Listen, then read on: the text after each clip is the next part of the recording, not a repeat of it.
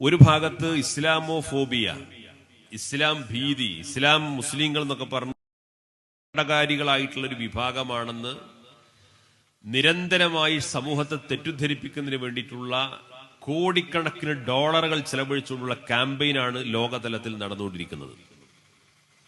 മുസ്ലിങ്ങൾ അപകടകാരികളാണ്, അവരുമായിട്ട് സഹകരിക്കാൻ പാടില്ല, അവരുമായി ബന്ധപ്പെടാൻ പാടില്ല, അവർ മാറ്റി നിർത്തപ്പെടേണ്ട ഒരു വിഭാഗമാണ് എന്ന രീതിയിലുള്ള വലിയ വിദ്വേഷ പ്രചരണങ്ങളാണ് ലോകത്തുടനീളം നടന്നുകൊണ്ടിരിക്കുന്നത്. നമ്മുടെ രാജ്യത്തും അത്തരം വിദ്വേഷ പ്രചരണങ്ങൾ നടക്കുന്നുണ്ട്. രാഷ്ട്രീയമായ ആയുധമായിട്ട് അത്തരം വിദ്വേഷ പ്രചരണങ്ങൾ ഉപയോഗപ്പെടുത്തുന്നുണ്ട്. അപ്പൊ ഇവിടെ പരിശുദ്ധ ഇസ്ലാമിനെ തെറ്റിദ്ധരിപ്പിക്കാനുള്ള ബോധപൂർവമായ ശ്രമങ്ങൾ നടന്നുകൊണ്ടിരിക്കുന്ന സമയത്ത് ഇസ്ലാമിക വിശ്വാസികളായ ഇസ്ലാമിന്റെ ഭാഗമായി നിലനിൽക്കുന്ന സംഘടനകളാണെങ്കിലും വ്യക്തികളാണെങ്കിലും